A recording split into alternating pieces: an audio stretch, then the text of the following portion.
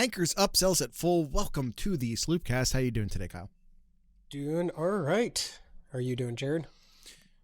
I'm going to answer that question with a question, but first and foremost, new tradition, good tradition. My answer to your question with a question is beer good for a bad throat? No, it is not. Are you sure? No, I'm not sure. Because I'm not sure. There was a point in time in my life in which I believed, and you did too. There's nothing better for a throat than Jaeger. I mean, and that's alcohol, right? Warm tea. Warm tea. What about beer? Beer is tea. It's hop tea. Sure. This is scientifically accurate. But it is tea of hops. You don't want to drink that warm, though, Jared. They do in Ireland. All right. Although that's a stout, which is not what I'm drinking. Another episode here of Jared, Scarlet and Grade here. A little bit different as Ohio State gets their first loss of the year. Unfortunately, in the Big Ten Conference Championship to Indiana. Right down to the wire there. I think I had it being a one-score game as well, just not the way that I thought it was going to be here. Mm-hmm. And yeah, I mean, you just got to give hats off to Indiana. They just overall they just played better than Ohio State here. My initial thoughts here, and we'll get to the grading here. Indiana converted third downs when they needed to, and Ohio State didn't. Correct. And Indiana was able to extend drives, and there was a period of time Indiana just had the ball so much longer than Ohio State, and Ohio State just couldn't really do much, especially in the ground game. They're able to figure something out as the second half went along, but yeah, just a little too late, too little, too late. And I think what hurts me the most in this game here, Jared, what hurts me the most is those two drives in the second half there.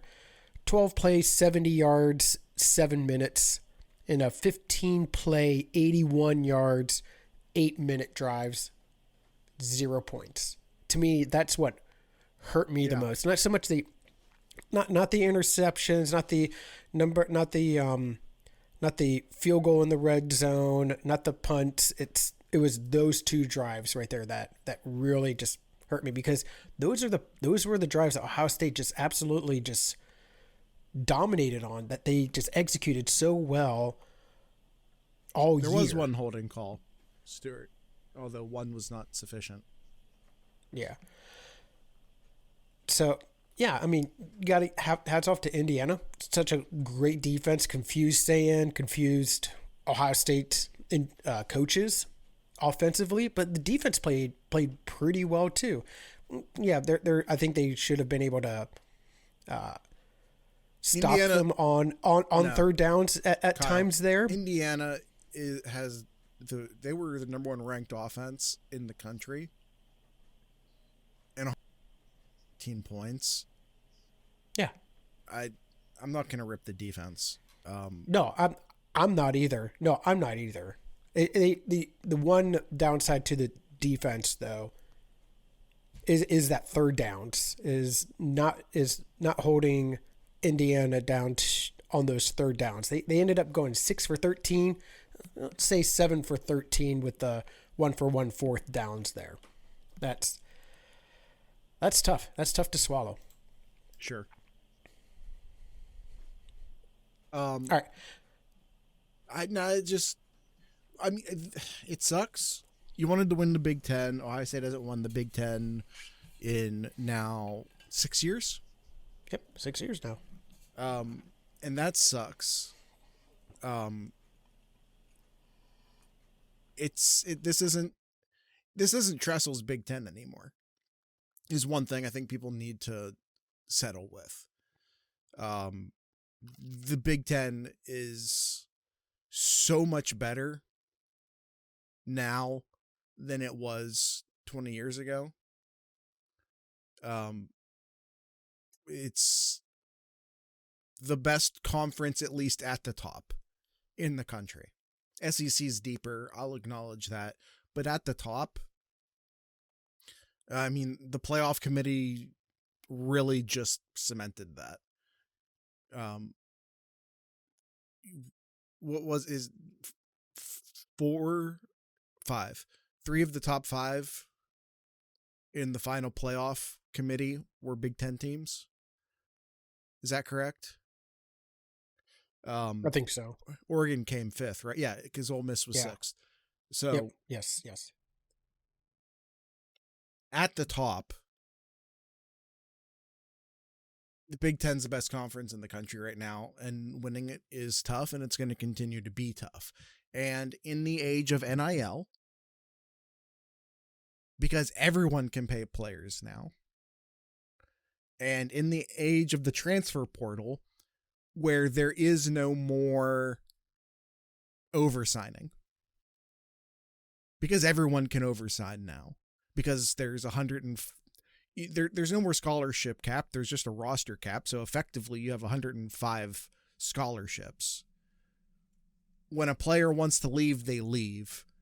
Oversigning is irrelevant now. Everyone pays players now.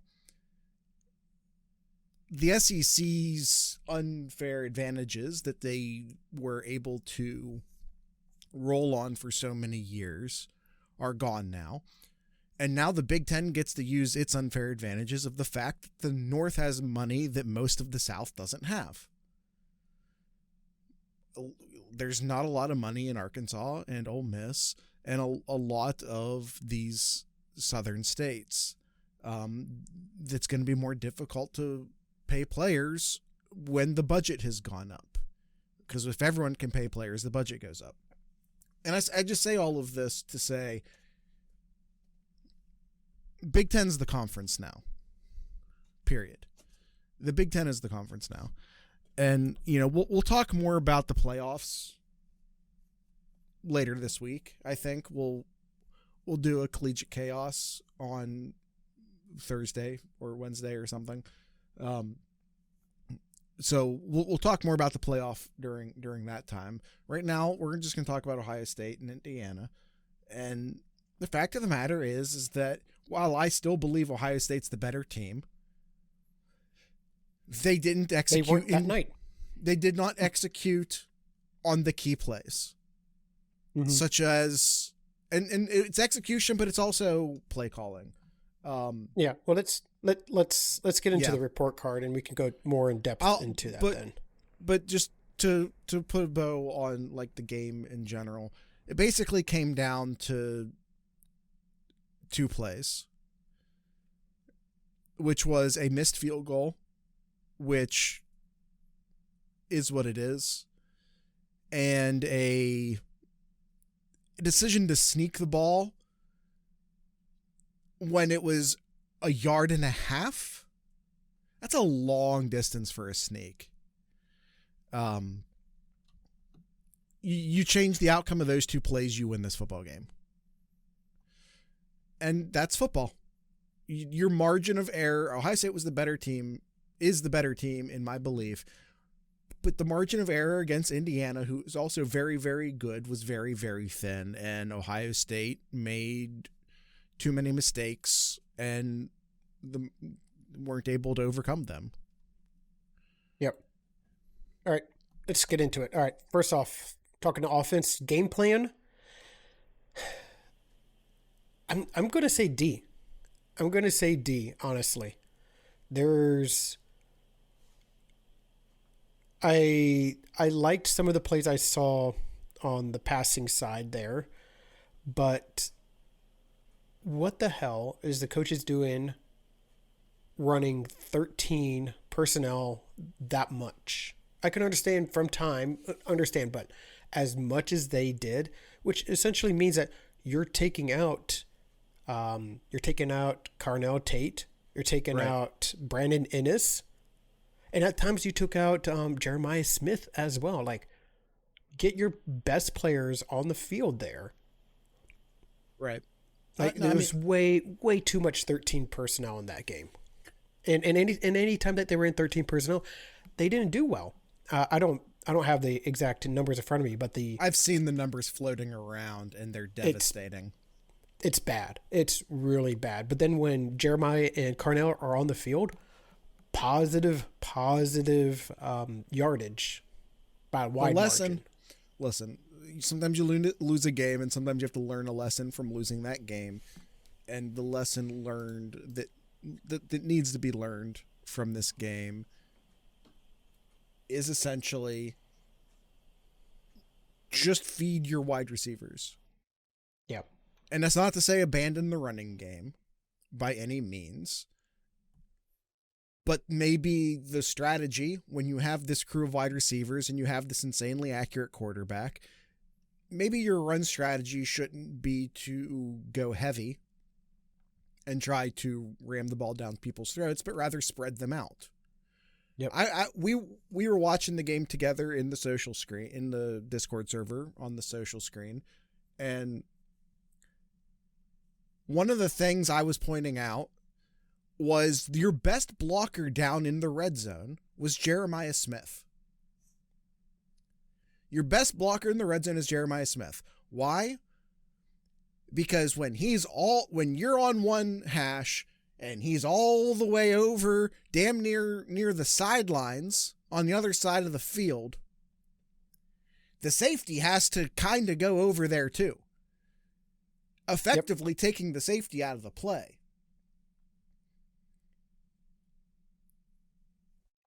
What would you give the game can plan? run the ball by spreading them out. I don't mind that they tried the 13 personnel. I don't mind all of that. I'm going to go like a C. I'm going to, however, slam them for not moving away from it in the next category. Yeah. Yep. And in-game coaching, I'm going to say enough. I'll say enough because of exactly what you said, Jared. They kept sticking with it. Like it was just it was like the stubborn Ryan Day from the Michigan game last year. Just kept trying the same thing over and over again. And it's like, no, like you're playing to Indiana's strength there. And I understand at times their Ohio State's offensive line, I'll just leave it at that. The offensive line struggled. And I understand, okay, getting some more bigger bodies in there. But like, what are you going to do when you only have one wide receiver out there, like being able to run a more deep route there? Right. I just didn't like it. No, it was puzzling. And, you know, they made a switch on the offensive line later in the game that should have just been how they started the game. Yeah. Curious if that's going to be the same in, 3.5 weeks from now. It's not the first time that Gabe Van Sickle was plugged into a game, and he clearly performs better. So I don't know why he hasn't been starting the past few weeks, quite frankly. Mm-hmm. Okay. All right. Quarterbacks. Van Sickle is a clear upgrade. Yeah. All right. Quarterback, Jared. On the stats here, wasn't that bad. 72% against this kind of defense here. 258 yards, 1 touchdown, 1 interception here. Stat-wise, he wasn't that bad, but there was times he definitely was confused. This was the first time that I think Sand had to think a lot more.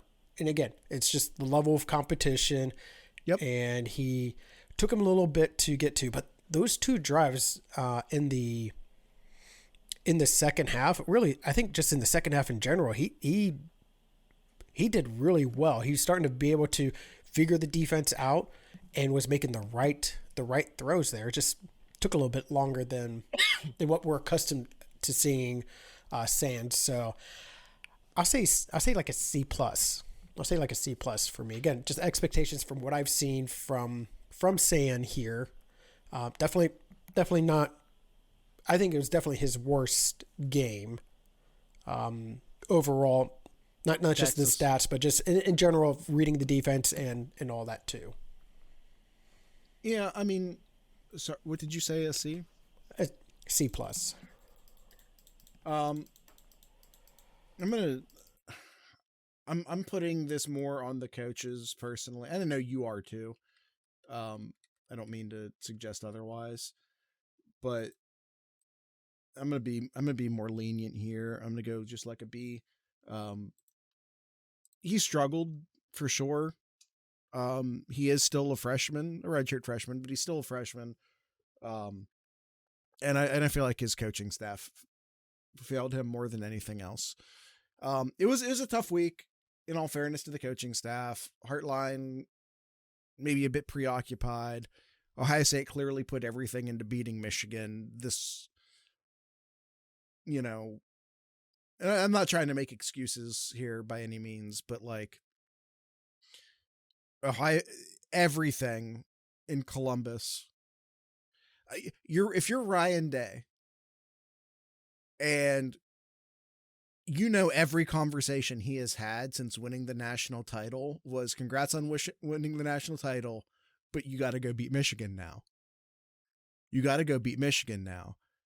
And Ohio State built their entire season around going and beating Michigan this year. Pays off. But then there's kind of a letdown afterwards. And meanwhile, Indiana played Purdue last week. And that's an advantage.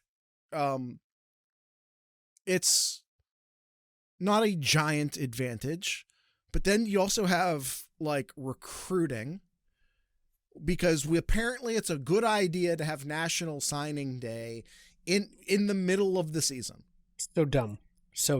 They got to change that. They've got to change that. What was wrong with February? What was wrong with February? So you have all these coaches moving. The reason for that is the reasons don't matter because the reasons are bad. There's a legit quite reason, frankly. Go ahead. You have a situation in which coaches are being hired and fired and interviewing for jobs. You have teams preparing for their conference championship games, and you have players signing documents that will determine, the path they're going to be on for at least the next year, if not more. And we're all going to cram all of that into 1 week. Yeah, I don't want to go too deep into this just because we're going to spend too much time on this here, but they wanted this early signing and so that these players can early enroll in January to the program. That is the reason why. Right, but the problem is that it became an optional thing that players could do to Correct. A mandatory thing that was expected of players to do immediately. Like there wasn't even a warm-in period there. Yep. All right, let's move on to run blocking here, Jared. What would you grade? I'll let you start it. Probably like a D. Yeah, I was thinking D minus. And only because they finally gotten things figured out in the second half there. When if I'm looking at the numbers here, actually they didn't really do all that well in each of the quarters. Actually, they had one good drive where they were running the ball well, and that was about it. And that was that second long drive in the fourth quarter. Bo had some good runs, but only when we caught them off guard spikes. A+ comment. Yeah, 2.6 yards, 1 yard, 1.4 yards, and 4.3 yards per rush. We were running each quarter. We were running the ball well when Indiana was expecting us to throw the ball. Yeah, maybe a lesson to be learned for the coaching staff. In pass blocking, I think I'm going to say I'll say an F. Yeah, I'll say an F. Like hold on. There we go. That was a piss poor performance from the pass blocking. Everybody. It's not just one player. Including Julian Sayin, including the tight ends, including the running backs. Everybody. Yes. Well, we'll just leave it at that. Including the coaching staff. All right, quite running. Whenever Bo was able to get the ball, I thought he did well. I think when he was that bad. Space. Yeah, and so did West. He averaged 5 yards a carry. Well, West struggled a little bit there. He had one decent run, but then the other two were just bad. But Bo Jackson almost 5 yards a carry against this defense. But the one time Isaiah West actually had an opportunity where he wasn't immediately engulfed, he looked good. Yeah. So I'll say running. I'll say B. I'm actually going to leave it at an A. Because they just weren't getting any assistance when they had an opportunity to run, they ran well. Yeah. It's just that the blocking was never there. All right. Receiving. Whenever they threw the ball, I didn't really have any issues with the receivers. Well, I'll say this, and I think some of this is on Sayin, and I think some of this is on the coaching. I'd say most of it's probably on Sayin and the coaching. Sayin was having trouble finding open receivers. Now, credit to without being able to view the 22s, the game film, I can't say for certain how often was the case of Sayin not finding them, and how often was the case of there just not being anyone open. Sure. I know there was at least one play in which Ennis was running down the field by himself and Sayin just didn't find him. I don't know how common that was. That's not information. But that's not on the receivers. Though. In those cases, but I'm saying there were a lot of situations in which Sayin didn't find an open receiver, and without having, from the TV angle, which is all we have right now, from the TV angle, I can't tell you with a high level of certainty, were the receivers not getting open or were Sayin not finding them. I'll stick with a B. Yeah, there's just, I'm mostly just uncertain because I just don't know if I have the information available to me to make this decision right now, but I'll say a B+. Okay. All right. Before we finish the offense and move on to the defense, we're going to take our first ad break and get back to our grading here. TheSloopcast.com, your go-to link for anything and everything Sloopcast related. If you haven't checked our website in a while here, we've given it a refresh there. So check us over at TheSloopcast.com, where you can find our YouTube page, our Discord page, our merch store, 7071 store, our Tedder gift page. A lot of great things in there. So if you love some great Buckeye gifts there, definitely check that section out. You can find those and much more over at thesloopcast.com. Let's take that ad break and we'll be right back.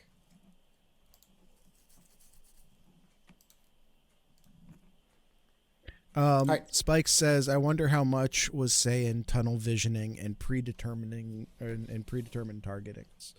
Hard to tell. Yeah, it's without the 22s, it's hard to tell. But a young quarterback who was seeing defenses he hadn't seen before and getting more pass rush than he's had all season, that's a thing that very well could have happened.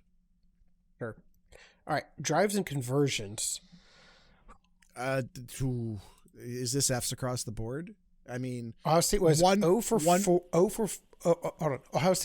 4 in the first half, and then was 1 for 7 going into the fourth quarter. You can not win football games. Okay, that's not the most devastating. Drives and conversions. Offensively, yeah. And then, And then that's not the most devastating. And it was being 0 for 1 on fourth downs. Traditionally, Kyle, in drives and conversions, we've also included red zone statistics in this. Yeah, red zone. They entered the red zone 4 times and scored once. They entered the red zone 4 times and scored once. was it scored once or got one touchdown? I forget. What were the numbers on that, Kyle? Do you have that? Was it? No, Ohio State red zone 2 for 4. They were 2 for 4. 1 for 4. 1 for 4 on touchdowns. 2 Yeah. for score. 2 for 4 on scoring. Correct. Yes. I don't know if we go F's across the. Do we go F's across the board on this, or I just say F? D. Okay. I mean, I would say D. I'll say an F. Okay, that's fine. And then explosiveness, I actually haven't looked, Jared, at explosives for Ohio State here. So if I looked at their big plays here, 5 plays of 15 plus yards and 2 rushes of 10 or more yards. It's for this kind of defense here, it's okay. You would like to get, it's okay. So because it's okay, I'll say a C. Yeah, you have to consider the defense they're playing. I'd say ultimately the biggest problem would be, I think it's the rushing on the rushing side. Only being able to get 2 plays of going 10 or more yards. That's tough. What was Carnell Tate's longest reception? 20 yards. That's bad. Yeah. And I'm not putting that on Tate for the record. That's not me slamming Tate. That's me slamming the offense as a whole. Yeah. All right. What do you give grading, Jared? Explosiveness, probably like a C+. All right. And I give a C. And a C for chat. All right. I'm going to quickly move into the defense here. Defensively, again, you held Indiana, who's one of the top offensive teams in the country, in a variety of stats, including points per game, and you held them to 13 yards. You held Mendoza. Points. Yeah, 13 points. Yeah, you held Mendoza in check for most of the game. And we'll go more into all of them here. So I think overall, I think the defense did what they needed to do for the most part. So I'll say B. I think for the game plan. I think I think it's an A. Personally, especially, I'm gonna be a little bit harsher on in-game coaching, but as far as starting the game, you hold them to no touchdowns in the first half. You hold them to 6 points in the first half. Again, considering this is the number 1 offense in the country, I felt like they did really good early on against Indiana. Okay. In-game coaching. By the way, as far as the defense is concerned, the 3 first quarter points that Indiana had, the offense handed to them. Sure. Yeah. In-game coaching, I'll say a C. You could tell which players, because there's 2 players in particular that Indiana was going after when they were passing the ball, especially on third down. They knew who to attack. Wow. Okay. Yeah. There was 2 players. Yeah. Who to attack, and they converted third downs, 6 for 13 on third downs. That's on the coaches for not getting them more help. So I'll say a C. Yeah, I feel like Indiana did a much better job coming out of the half on both sides of the ball. Did Indiana? Indiana just seemed much more prepared in the second half. I don't think it's quite as bad as a C. Again, you held the best offense in the country statistically speaking. To 13 points. I'm not gonna. In fact, I'll probably go like a B+, but I am gonna grade this one a little more harshly. Okay. Right, tackling. I don't really recall any big issues with tackling overall. I mean, Black had himself a pretty good game running the ball, and he ran with some force, and so he was able to get a couple of extra yards, but it wasn't really a tackling issue because there wasn't really any like missed tackles or anything. So I think Ohio State did a pretty good job. So I'll say like an A minus. I think I'm just gonna second what you said. Okay. All right, and A minus for Chad as well. All right, run stop. You held Indiana 34 rushing attempts. That's a lot. 118 yards, 3.5 yards per carry there. That's on paper. That's not bad. That's not bad at all for Kyle. What was Indiana's stats coming into the game? Weren't they one of the top 5 rushing teams in the country by most metrics, by most statistical measurements? They were. Let's see here. I am zooming in real quick. Whoops. Sorry, Jared. You're fine.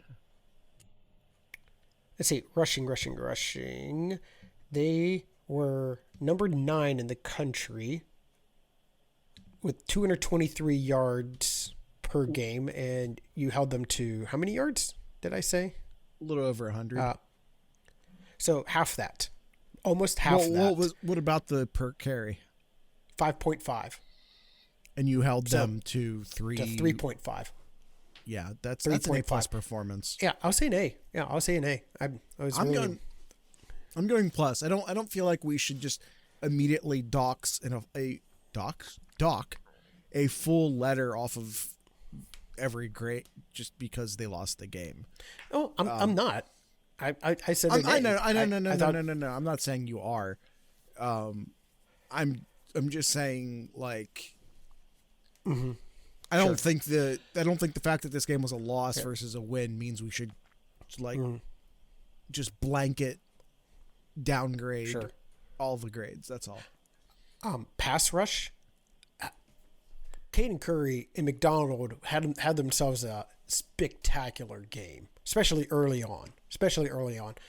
I'm going to give an A as well for the pass rush. I was really impressed with the defensive line getting to the quarterback. I mean, Curry set the tone from the first snap there. First snap. Yeah. I think the standard A is good here. You got to tip your hat off to Mendoza being able to he is stay in the game and do well. Okay, so a couple thoughts on that. One, he is the most awkward pocket scrambler I've ever seen in my life. He's also an incredibly awkward talker, but we're going to leave that off the podcast. Just very phony, but again, we're going to leave that off the podcast. There's zero chance in hell that Indiana did a concussion test on him. Yeah. His brain got rattled hard on that Curry hit. He left the game for one play. Zero chance in hell they did any concussion testing on him. Mm-hmm. Now, to Indiana's defense, he looked fine for the rest of the game. He didn't play concussed for the rest of the game. But correct. If you saw the way but I just made a brand new GIF of that hit. I watched that play in slow motion because when you go and you do the editing to make a new GIF like that, you end up watching like the play and then all the replays like 30 times, just as you're like fine tuning the editing. His head whipped nasty. There's zero excuse for him not getting concussion testing on the sideline. And I'm not saying that because I wanted him out of the game or because I wanted him to be hurt. I was going to say, don't get us wrong. Don't get us wrong. Right. This want him in the game. We want him in the game to compete. This is someone who has had like concussions in his life and like takes concussions seriously. Like that this isn't me talking as an Ohio State fan. I'm not saying Mendoza was or wasn't concussed. I'm saying there's zero excuse for the fact that Indiana did no testing. Mm-hmm. All right. All right. Let's move a little quicker here. So pass coverage. I gotta say C. I'll say C. There were times that they did well, and other times, especially on third downs, that it was just pitiful. So yeah. I'll meet in the middle there. C. I think that's a good way of saying it. I think overall they did fine as a pass coverage unit, but were not clutch. When the moments mattered, like on third downs, as Kyle said, Indiana is the one that came through more often than not. Mm-hmm. So I will also say C. All right. Impact plays, Jared. I'll let you start. They had a lot of impact plays. Lots of pass breakups, got an interception, a bunch of sacks, a bunch of hits on the quarterback. Caden Curry was a wrecking ball. Yeah. Impact plays probably like an A+. Yeah, I'll say an A. I'll say an A for this one. Yeah, very defense did what they needed to do. We'll just keep it that simple. Both the Cadens were beasts. I know that you're talking about McDonald by the way you spelled it, Spikes, but both of the Cadens were beasts. Yeah. All right, stops. All right, this is where I'm going to give stops a D. Yeah. Like 6 for 13. This is where that lack of clutch really comes into play. 6 for 13 and 1 for 1 on fourth downs. That's got to get off the field. Got to get off the field there. So, and credit to Indiana being able to diagnose and see where they can attack the weakest link or links on the defense there. So you got to give credit to them. But so I'm going to say D. I think the D is a little harsh, and I hear what you're saying about the third downs, and I think that's valid. But I think we also have to take into consideration red zones, and Ohio State's defense came in clutch in the red zone several occasions. Again, Indiana was gifted a field goal, but Ohio State's defense worked to make that field goal a field goal. Ohio State forced another field goal that was missed. Both teams had short field goal misses in this game. That should also be noted, because I know I was talking about Ohio State missing a field goal earlier. Well, Indiana also missed a short field goal. I would agree with you, Jared, if the third downs were like third and 2, third and 3. That's valid. They averaged on third down distance to go of over 6 yards. Average. Now, Ohio State, I know we're talking about the defense, but Ohio State offensively was worse. They were averaging 7.5 yards to go on third downs. Yikes. Yeah. All right. Which is why I was a little bit more lenient on Sayin and a little bit more harsh on the coaching, because they kept insisting on throwing 3 tight ends out there and running the ball, putting Sayin in must pass situations on third and longs on such a consistent basis. Sure. All right. And don't breaks. And by the way, both coaching staffs did that. I just want to state that for the record. Both coaching staffs were insanely insistent on establishing a run game that was not there. Both teams would have benefited greatly by throwing the ball a little bit more.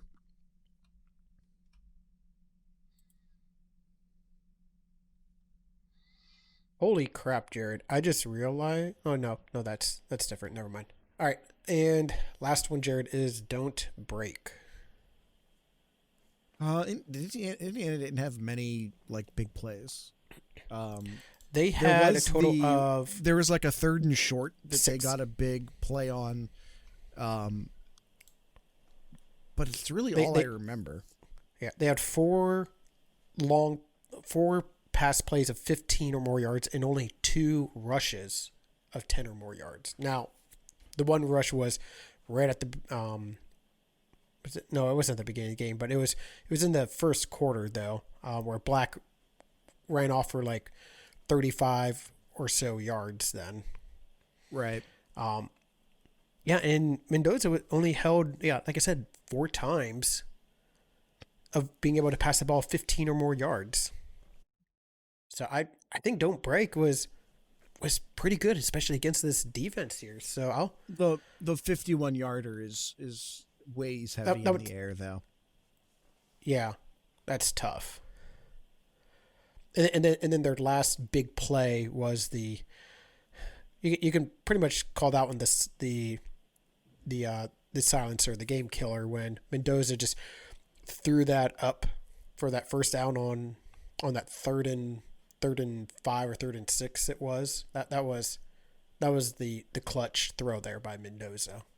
Yeah. So I'll say B.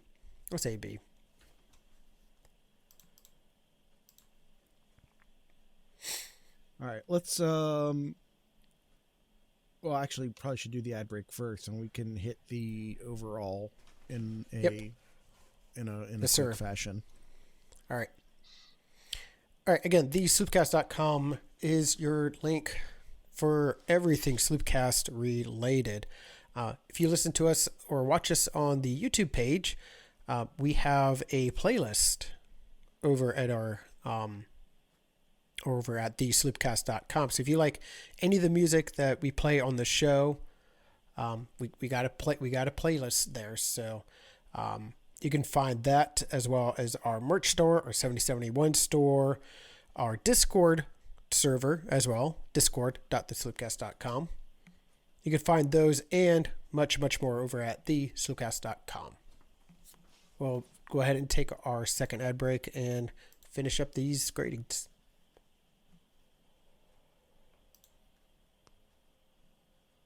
Oops, wrong one.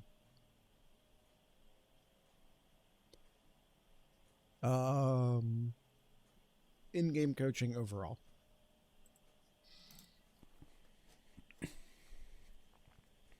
In-game coaching. I'll say on average here, I'll say, I guess it's like a C plus. So I'll say C plus. Okay. I think I'll go like I think that's fair. Okay. All right, motivation and effort. I think there is a motivation. I don't know if there was a motivation issue. I started to talk myself out of that. I don't know. How about that? How about me just saying I don't know? That breaks all the podcast rules, but that's just kind of how I feel. I don't know. I think the effort's there. I think the effort was there. I think there was maybe. Sorry, go ahead.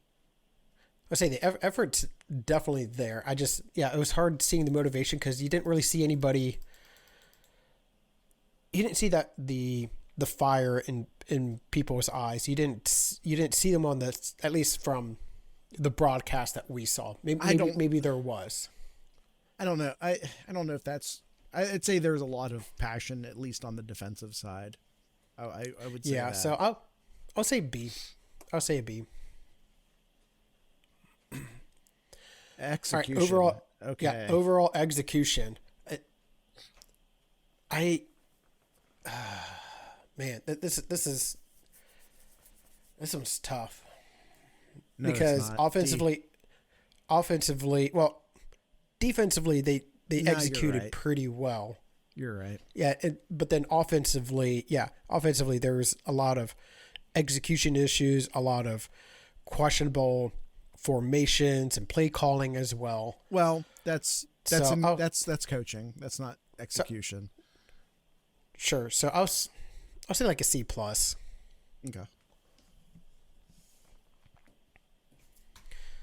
All right, discipline is our next grading here. I'll say only 2 penalties in this game. 2 penalties for 20 yards. Pretty good here. So I'll say an A for discipline. Yeah, that's fine. I'm okay with that. I also just don't have a strong opinion. All right, special teams. All right, before anybody says anything, yes. Yeah. We know Fielding missed the field goal, but let's not. Mike wasn't waiting on you. I know he wasn't. Let's not put the entire blame on Fielding. Should he have made that? Absolutely. Absolutely, he should have made that. That is Fielding, a surprisingly tough kick from that hash Fielding that close. Is not the reason Ohio State lost. Fielding is not. He is a result of no, you couldn't. A group effort.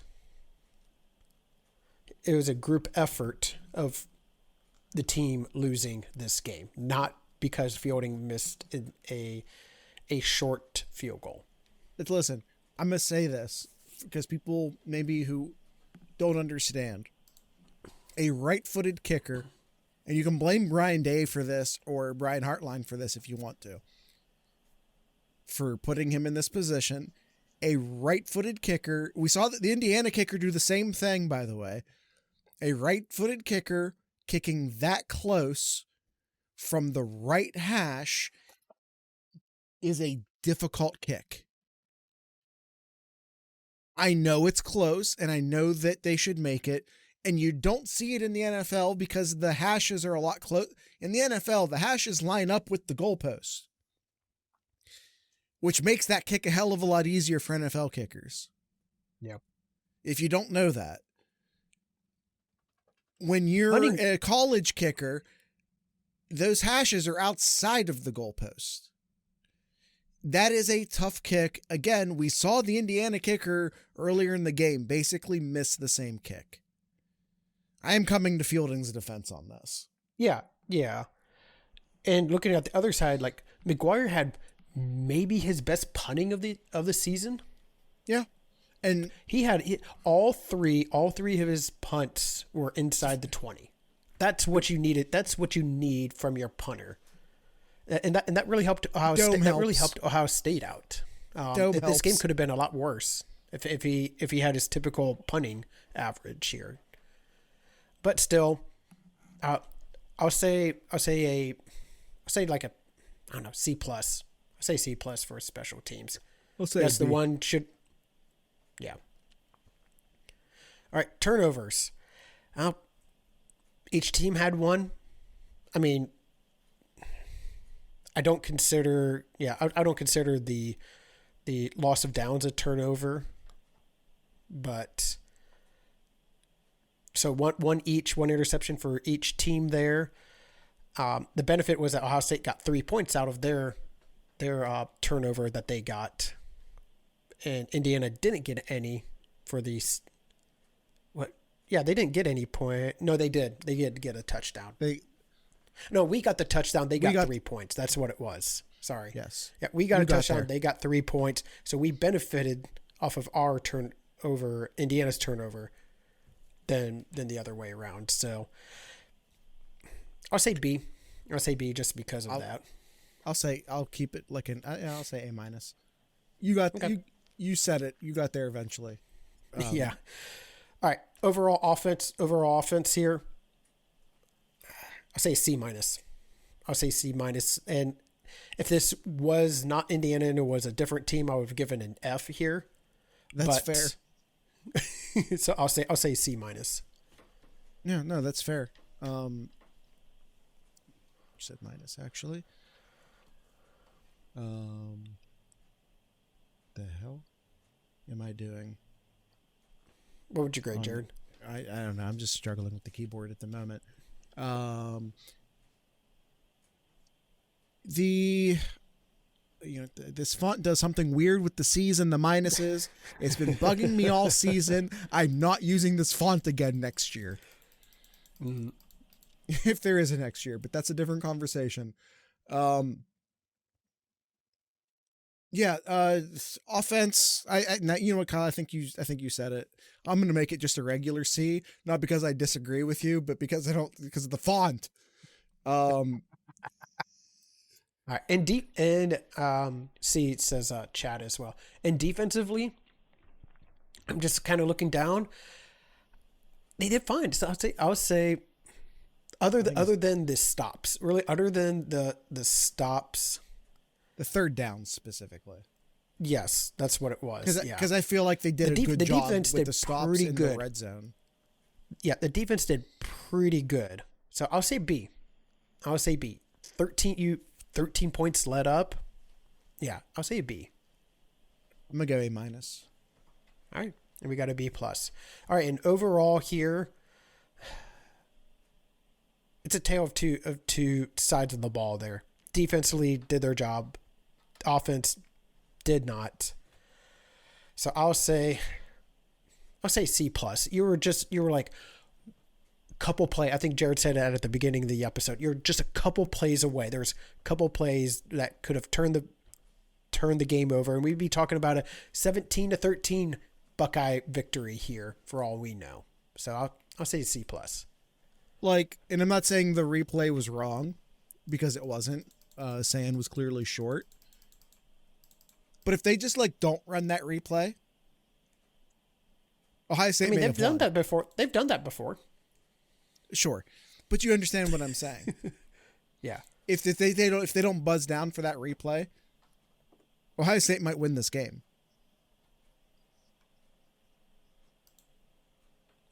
I think that's simple. I really honestly think it's that simple. Yep. And again, I'm not saying that the replay booth was wrong to do that. I think they were very clearly right to do that. Correct. But yeah. Oh well. I think the walkaway lesson here is that you're still in the playoff. Playoff committee only drops Ohio State one spot. We'll talk about the playoff in more detail later this week. Yeah. But playoff committee, I think, did a lot of right things in general. Among those correct right things was only dropping Ohio State one spot. Now, the way the bracket shook out, I would rather have been dropped to third. I think Georgia has a much easier. Yes. I'd much rather play Ole Miss than either Texas A&M or Miami. Yeah. And it doesn't even bring in the fact that Georgia could theoretically play Tulane instead. I don't know what's wrong with the bracketing system and why the third seed got such a better draw. I think Ole Miss just shouldn't have been ranked sixth, quite frankly. I think Texas A&M, in my opinion, is better than Georgia. I think, and Georgia won the SEC and they should be ranked where they are. I'm not saying otherwise. But I think Texas A&M is legitimately. I honestly would put Texas A&M either fifth or sixth. I mean, you say that the second spot there is the tough draw. Second year in a row, the number one spot is in a tough draw there. Like, well, Indiana has to go. The entire system was broken last year. Yeah, and they fixed it for a reason. The whole conference champions automatically get the bye was a mistake from the beginning, and they corrected that. Yeah. Just think of Kyle under last year's system. I know. Ohio State would be ranked sixth. Yes. Indiana plays Alabama or Oklahoma. Or fifth. That's tough. Would have been ranked fifth. Yeah. All right. Anything else, Jared? Anything else? Honestly, I think Oklahoma sucks. Quite frankly, I don't think Oklahoma's all that good. But whatever. We'll talk about that more later. That's for later in the week. No, I think I'm good, and I'm probably going to lose my voice here in a second anyway. So, all right. Well, I'll finish off then, Jared, with that. Kyle's corner. Go. Caleb Downs wins the Lot Impact Trophy. For those that do not know, the Loft Impact Trophy is for, it's pretty much for on and off the field excellence. Yes, it is a national award. Yes, it's on and off the field excellence, and he was a finalist, and obviously want it here. I'm trying to look real quick of who Spikes is asking for a very specific reason if you didn't catch that, Kyle. Yes. Oh, no, I know. Okay. It is. Yes. Okay. Yes. Yeah, I think Alabama, I think there was an Alabama player as well, too, that won. Let's see. It was a Georgia player, Ohio State player, Miami player, and a Texas Tech player. So all of that made the playoffs there. Were finalists here, and Caleb Downs ended up a winner there. So congrats to him. And that's it, Jared. We'll leave it at that. Okay. I changed the on screen GIF for reasons. Such a hit. Oh, hold on, I'm making it bigger. Screw this. I'll cover me because covering Kyle feels rude. There's no way he shouldn't have gone through concussion testing.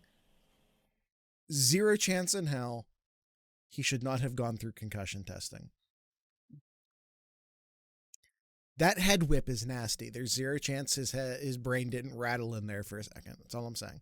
Oh, and now I'm breaking everything. Everyone's seeing all of the layers of the thing. All right, there we go. Put that back in its place. All right. Might get demonetized for that, actually, now that I think about it. I should maybe, it's probably fine. Screw it. It's all black and white, and I cut it, so maybe it's fine. I don't know. We'll find out. Tonight's ending music brought to you by the Sidekicks. They're a band out of Cleveland. I think it's Cleveland. If it's not, I apologize. So with all that being said, I'd like to encourage everyone to drink local beer, listen to local music, and of course, support your local podcasters. Once again, these are the Sidekicks.